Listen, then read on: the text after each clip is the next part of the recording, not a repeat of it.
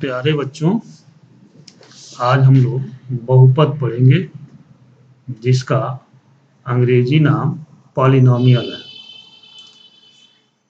तुम लोग पिछली कक्षाओं में 9th में भी हम लोग जो है इस बहुपद को पढ़े थे, उसमें भी हमने परिभाषा बताया था। यहाँ भी हम उस परिभाषा को बता रहे हैं। यदि px a0 x0 plus a1 x1 plus a2 x2 plus a3 x3 plus dot dot dot plus ऐसे ही an xn कोई बीजी व्यंजक हो जिसमें a0 a1 a2 a3 an वास्तविक संख्याएं हैं और n कोई ऋणोत्तर पूर्णांक है। ऋणोत्तर पूर्णांक का मतलब ये होता है ऋण को छोड़कर कोई धन पूर्णांक हो, जैसे 0 1 2 3 4 5 डॉट डॉट डॉट अनंत तक, तो इस बीजी व्यंजक को वास्तविक संख्याओं पर चर x में बहुपद कहते हैं। बहुपदों के प्रकार, बहुपद के प्रकार कितने हैं? जैसे पहला प्रकार इसका है अचर बहुपद। पहला प्रकार है इसका अचर बहुपद। अचर बहुपद से कहते हैं जिसमें चर का घात, अब चर कौन है? x है, a b c d क्या है? ये सब अचर हैं, तो चर का घात शून्य हो, ऐसा बहुपद जिसमें चर का घात शून्य हो उसे क्या कहेंगे? अचर बहुपद कहेंगे। जैसे 2 है, √2 है, 3 है, 5 है, कोई संख्या ले लिया जाए तो उसमें चर क्या है?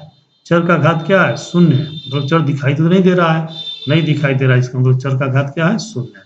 तो सभी संख्याएं अचर बहुपद कहलाती है। दूसरा है शून्य बहुपद। शून्य बहुपद में चर का जो घात होता है वह कुछ भी हो सकता है, 1 2 3 4 5 कुछ भी रहे, लेकिन जो उसका गुणांक होता है या जो अचर गुणांक होता है वह शून्य ही होता है। ऐसे बहुपद को हम क्या कहेंगे? शून्य बहुपद कहेंगे।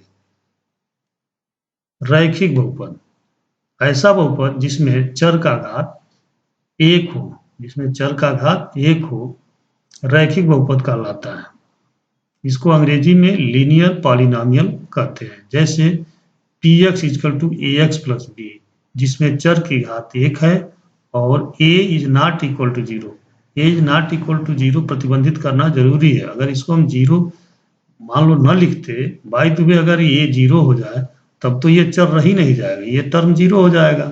जब ये टर्म 0 हो जाएगा तो फिर ये कौन सा बहुपद हो जाएगा? अचर बहुपद हो जाएगा, जबकि हम कह रहे हैं रैखिक बहुपद।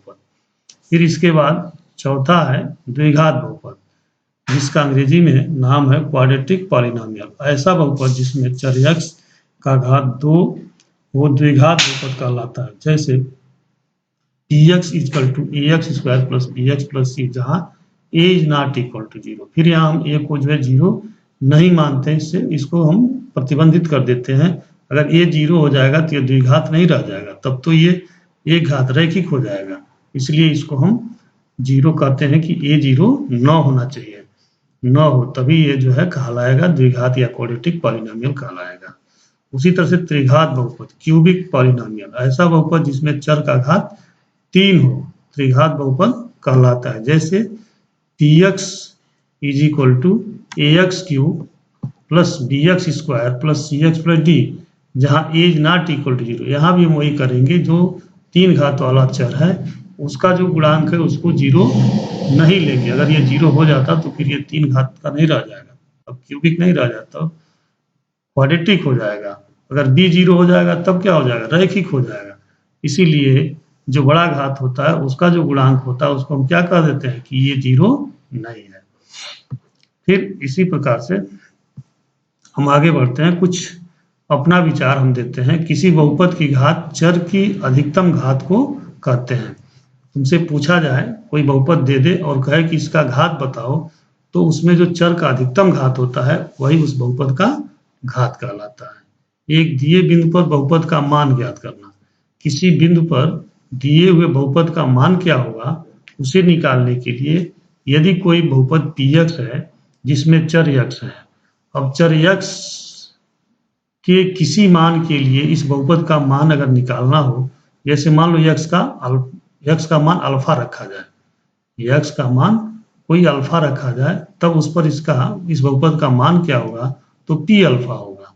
जहां जहां x है वहां अल्फा रख करके उसको हल कर लेंगे, जो आएगा वही उस बहुपद का उस x बराबर अल्फा पर मान होगा। जैसे एक उदाहरण के तौर पे हम ले लें, px बराबर X square plus x minus 1 कोई एक बहुपद है। कौन सा बहुपद है? दो घात वाला बहुपद है। तो इसमें हमें x बराबर 5 पर इस बहुपद का मान ज्ञात करना है। जहां जहां x है वहां वहां 5 रख दो। तो हम देख रहे हैं यहाँ 5 का वर्ग है प्लस 5 है माइनस 1 है, इसका वर्ग 25 हो जाएगा, 5 माइनस 1 होगा, फिर 25 5 30 माइनस 1 बराबर 29, अर्थात p बराबर p5 का मान कितना आएगा? 29। यानी इस बहुपद का x बराबर 5 पर मान कितना आएगा? 29 आएगा। ऐसे ही अन्य को भी निकाल सकते हैं। बहुपद के शून्य क्या होते हैं? एक वास्तविक संख्या अल्फा बहुपद px का शून्य कहलाता है यदि p अल्फा बराबर 0 हो जाए। अभी जैसे हमने x बराबर 5 पर मान निकाला पिछले बहुपद का, अगर वहां x बराबर 5 पर उसका मान 0 हो जाता तो 5 को हम कहते कि उस बहुपद का एक शून्यक है। मतलब कहने का ये है, चर का वह मान जो बहुपद को शून्य कर दे, चर का वह मान जो बहुपद को शून्य कर दे, उसे हम क्या कहेंगे? उस बहुपद का शून्यक। जैसे बहुपद px बराबर X square minus 5x minus 6 के शून्यक ज्ञात कीजिए। अगर इस तरह से प्रश्न पूछ दिया जाए तो उसको हल करने का जो तरीका होता है, शून्यक के लिए लिखते हैं, क्योंकि शून्यक के लिए क्या होना चाहिए? px बराबर 0 होना चाहिए। जो भी बहुपद है उस x के मान के लिए इसका मान क्या होना चाहिए? शून्य होना चाहिए। तो px बराबर 0 लिख लेंगे, यानी बहुपद बराबर जो भी बहुपद दिया रहेगा उसको हम 0 के बराबर लिख लेंगे। फिर इसका अभाज्य गुणनखंड करेंगे, अभाज्य गुणनखंड या इसका जो हम गुणनखंड, बहुपद में क्या करते हैं? इसका गुणनखंड। तो देखो ये द्विघात त्रिपदिक बहुपद है, द्विघात 3 पदों वाला बहुपद है। तो इसका गुणनखंड करेंगे तो कैसे करते हैं? बीच वाले टर्म को, मिडिल टर्म को 2 भागों में बांटते हैं ताकि जोड़ने पर -5 आवे और गुणा करने पर -6x स्क्वायर आवे। तो हम देख रहे हैं कि -6x प्लस x कर दें अगर, तो -6x को x में गुणा करेंगे तो कितना हो जाएगा? -6x स्क्वायर हो जाएगा, जो गुणनफल के बराबर आ जाएगा। और जोड़ेंगे तो -6x में x जोड़ेंगे तो कितना हो जाएगा? -5x हो जाएगा। फिर अब ये 4 पद, अभी तो 3 पद था, अब 4 पद हो गया, तो फिर जोड़ा लगाते हैं। तो इस जोड़े में देखते हैं क्या उभयनिष्ठ है। तो इस जोड़े में जो है x उभयनिष्ठ है, तो x ले लिया, तो x माइनस 6 हुआ। फिर दूसरे जोड़े में जो है x माइनस 6 में क्या कॉमन है? 1 कॉमन है, कुछ नहीं है तो 1 है, तो x माइनस 6 हो गया। अब हम देख रहे हैं इन दोनों पदों में, अब 2 पदों में बट गया, दोनों पदों में क्या कॉमन है? तो x माइनस 6 कॉमन है, तो x माइनस 6 कॉमन ले लिया, क्या बचा? x प्लस 1 बचा, 2 खंडों में टूट गया, बराबर 0। ये 2 अभाज्य खंड है, मतलब अब ऐसा नहीं कि इसको भी खंडित किया जा सकता है, सबसे छोटे खंड हो गए, इसीलिए इसको हम प्राइम फैक्टर कहते हैं। जैसे हम अंकों का करते आए हैं उसी तरह से बीजीय व्यंजकों को भी जो है खंडित करते हैं। यहाँ जो है, अब चूंकि 2 बहुपदों का गुणनफल 0 है, देखो 2 बहुपदों का गुणनफल 0 है, ये भी जो है एक घातीय बहुपद है, ये भी एक घातीय बहुपद है, दोनों का गुणनफल 0 है। तो 0 कब आ सकता है? 0 तभी आ सकता है या तो ये बहुपद 0 के बराबर हो या ये बहुपद 0, कोई एक इसमें 0 होगा, तभी तो 0 का गुणा करेंगे तो 0 होगा। इसलिए हम कहते हैं कि x माइनस 6 बराबर 0 या x प्लस 1 बराबर कोई ना कोई एक 0 है। तो x माइनस 6 बराबर 0 करेंगे तो x का मान 6 आ जाएगा, x प्लस 1 बराबर 0 करेंगे तो x का मान -1 आएगा। अर्थात 2 घात का ये बहुपद था, तो चर के कितने मान आ गए? 2 मान आ गए। यही दोनों मान जो है इस बहुपद के शून्यक कहे जाएंगे। इस बहुपद के 2 शून्यक 6 और -1 हैं। इन्हें बहुपद में x के स्थान पर रखने पर बहुपद का मान क्या हो जाएगा? 0 होगा। इसे तुम करके देख सकते हो। बहुपद में x की जगह 6 रखो, देखो हल करो तो वो 0 हो जाएगा। x की जगह -1 रखो तो भी उसका मान क्या हो जाएगा? 0 हो जाएगा। जांच करने की तरीका यही है, जितने घात का बहुपद होता है उतने ही उनके शून्यक होते हैं। अब आगे देखें, किसी दिए गए बहुपद का सूत्र विधि से शून्यक कैसे ज्ञात करेंगे। ये तो था गुणनखंड विधि से, अब हम सूत्र विधि से कैसे ज्ञात करेंगे। तो सूत्र विधि के लिए हम फार्मूला निकालेंगे। माना कोई बहुपद पी एक्स बराबर X square plus B X plus C है, जहां A is not equal to 0, जिसका घात 2 है, का शून्य ज्ञात करना है। तो 2 घात का है तो कितने शून्य होंगे? 2 शून्य होंगे। शून्य ज्ञात करने के लिए पी एक्स बराबर 0 लिखते हैं, फिर A X square plus B X plus C बराबर 0 हो जाएगा, जो पी एक्स का मान इतना था बराबर 0।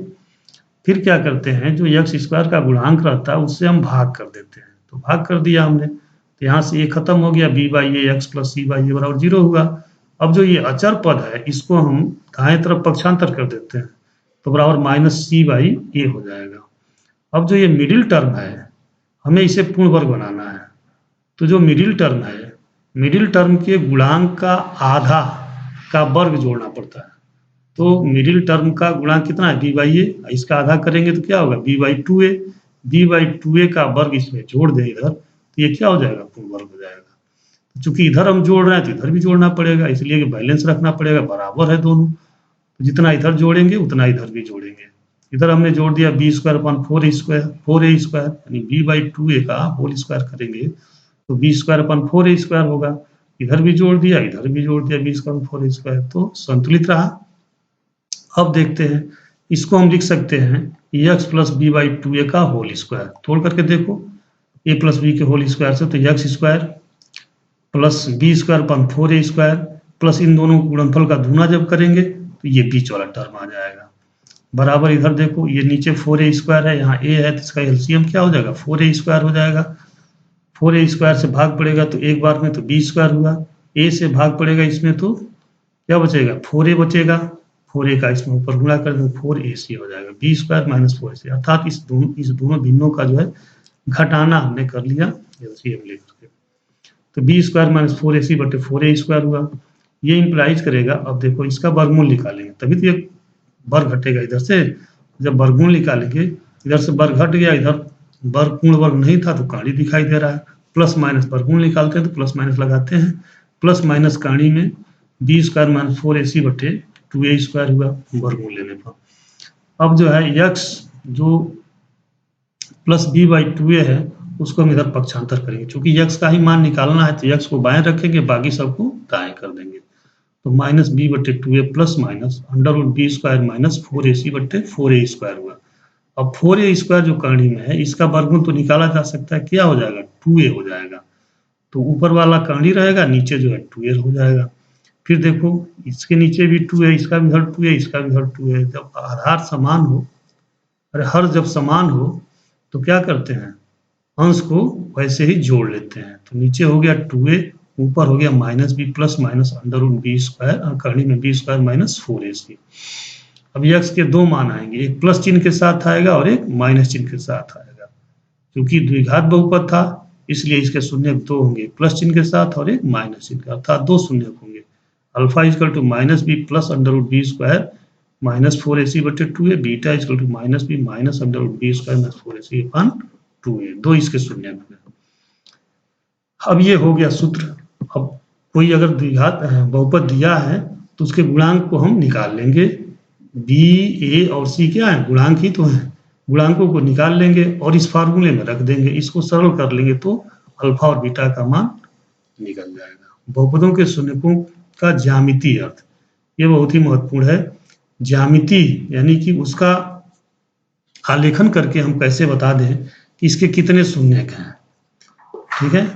तो आलेखन के आधार पर शून्यक निकालना हो या ग्राफ देख करके हमें शून्यक बताना हो तो क्या करेंगे? स्थिति फर्स्ट, प्रथम घात के बहुपद px बराबर ax plus b is not equal to 0 का ग्राफ खींचने पर एक सरल रेखा प्राप्त होता है। देखो इसमें चर का घात 1 है, रैखिक समीकरण है, रैखिक बहुपद है, और रैखिक बहुपद का मतलब ये हुआ कि उसका जब हम ग्राफ प्लॉट करेंगे तो एक सीधी रेखा मिलेगी। देखो ये सीधी रेखा है, जब भी सीधी रेखा मिले ये कौन सा बहुपद होगा? रैखिक बहुपद होगा। अब देखो ये x अक्ष ये है और y अक्ष ये वर्टिकल वाला है, हॉरिजॉन्टल वाला x अक्ष है, हॉरिजॉन्टल अक्ष को एक जगह काट रहा है, यानी x अक्ष को एक जगह काट रहा है ना, तो इसके एक शून्यक होंगे। इसके कितने शून्यक होंगे? एक शून्यक होंगे। अगर यही दो जगह काटता तो इसके कितने शून्यक होते? दो शून्यक होते। आगे देखते हैं स्थिति सेकेंड, पी एक्स बराबर A X square plus B X plus C, जहाँ A is not equal to 0 के लिए आलेखन करने पर हम देख रहे हैं कि ग्राफ एक्स अक्ष को दो स्थानों पर प्रक्षेप करता है तथा इसका मुख ऊपर की ओर खुलता है। इसलिए हम कह सकते हैं कि इस बहुपद के दो शून्यक होंगे तथा a इज ग्रेटर देन 0 होगा। मतलब कहने का ये है कि जब हम क्वाड्रेटिक बहुपद कोई होता है उसका आलेखन करते हैं तो यह एक्स अक्ष को देखो दो जगह पर काटेगा, एक ए पर और एक बी पर, दो जगह एक्स अक्ष को काट रहा है। इसलिए इसका जो है शून्य कितने होंगे, दो होंगे या दो घात का बहुपद होगा। और एक चीज और पहचान इसका होता है कि अगर इसका मुंह, इस ग्राफ का मुंह ऊपर की ओर खुल रहा है तो जो ये ए है, ए का मान धनात्मक होगा। ए का मान क्या होगा, धनात्मक, ग्रेटर देन 0। ग्रेटर देन 0 का मतलब क्या होगा, पॉजिटिव होगा, धनात्मक होगा। उसी तरह से स्थिति थर्ड को देखो, पी एक्स बराबर A X square plus B X plus C, A is not equal 0 के लिए आलेखन करने पर हम देख रहे हैं कि ग्राफ एक्स अक्ष को दो स्थानों पर काटता है तथा इसका मुख नीचे की ओर खुलता है। इसका दो शून्यक होंगे और a इज लेस देन 0 होगा। अब देखो स्थिति सेकंड ये वाला, थर्ड, अब ये ग्राफ जो है खींचा गया, क्वाड्रेटिक था, तो देखो एक्स अक्ष को एक जगह यहाँ काट रहा है, एक यहाँ काट रहा है, दो जगह काट रहा है और किधर खुल रहा है, नीचे की ओर। नीचे की ओर खुलने का तात्पर्य होगा कि जो एक्स स्क्वायर का गुणांक ए है ये निगेटिव होगा, अर्थात -1 होगा, -2 होगा, -3 होगा, -4 होगा। और पहले वाले में क्या था, +1 +2 +3 +4 होगा। तो जब प्लस रहेगा तो ऊपर खुलेगा, माइनस रहेगा तो नीचे खुलेगा। वर्ग है एक्स का, दो घात का ये बहुपद है तो दो जगह एक्स अक्ष को दो जगह काटेगा। अगर एक घात का है तो एक्स अक्ष को एक जगह काटेगा। अब देखो अन्य भी स्थितियां हैं, इनको देखो। ये ग्राफ देख करके हम बता सकते हैं कि इसके शून्य कितने हो सकते हैं। देखो एक्स अक्ष को 1 2 3 जगह काट रहा है तो इसके शून्य कितने होंगे, 3 होंगे। अब यहाँ देखो इस ग्राफ को देखकर क्या बता सकते हो, इसके शून्य कितने होंगे, कहीं एक्स अक्ष को टच कर रहा है, कहीं नहीं कर रहा है, अर्थात इसके एक भी शून्य नहीं होंगे। ठीक है, इसके बाद आगे देखते हैं द्विघात बहुपदों के शून्यकों और गुणांकों में संबंध। द्विघात बहुपद के शून्यक और गुणांकों में संबंध कैसे हम प्राप्त करेंगे। तो शून्यक तो जान गए, शून्यक चर का वह मान है जो बहुपद में रखने पर बहुपद का मान शून्य कर दे। अब हम जो है उसके गुणांकों से उसका क्या संबंध है, गुणांक भी देख रहे हो। जैसे बहुपद का गुणांक क्या है, ए है, बी है और सी है, ये गुणांक है। इन गुणांकों से बहुपद के शून्यकों से क्या संबंध है, इसके बारे में जानेंगे। तो माना अल्फा बीटा बहुपद पी एक्स के शून्यक है, अल्फा बीटा बहुपद पी एक्स के शून्यक है, इसलिए एक्स माइनस अल्फा और X minus beta P x के गुणनखंड होंगे। मतलब अल्फा बीटा किसी बहुपद के अगर शून्यक हो तो एक्स माइनस अल्फा और एक्स माइनस बीटा उसके क्या हो जाएंगे, दो गुणनखंड हो जाएंगे। अर्थात A X square plus B X plus C बराबर हम लिख सकते हैं कि एक अचर लेते हैं, ये कांस्टेंट है, बराबर कांस्टेंट है, बराबर करने के लिए इस कांस्टेंट को ले लेते हैं कि एक्स माइनस अल्फा दूसरे पुस्तक में एक्स माइनस बीटा, यानी कि इसको हम इस रूप में लिख सकते हैं, गुणनखंड रूप में, जहाँ के नॉट इक्वल टू 0, के 0 के बराबर नहीं है। फिर के, अब इसका जब गुणा करेंगे तो आएगा, गुणा करके तुम देखना, x square minus alpha plus beta x plus alpha beta, ये आएगा। फिर के का जब गुणा अंदर कर देंगे तो के एक्स स्क्वायर माइनस के कोष्टक में alpha plus beta x plus के अल्फा बीटा आएगा। दोनों पक्षों में चर के समान घातों के गुणांकों की तुलना करने पर तथा के बराबर ए लिखने पर। अब देखो दोनों पक्षों में जो है चर के घातों की जो है, चर के समान घातों के गुणांकों की तुलना करना। तो अब देखो चर यक्स का यहाँ 2 घात है, यहाँ चर यक्स का 2 घात है, तो इनके गुणांक यहाँ के है, इसका गुणांक यहाँ ए है, तो के बराबर कितना हो जाएगा जी, ए हो जाएगा, के बराबर ए होगा।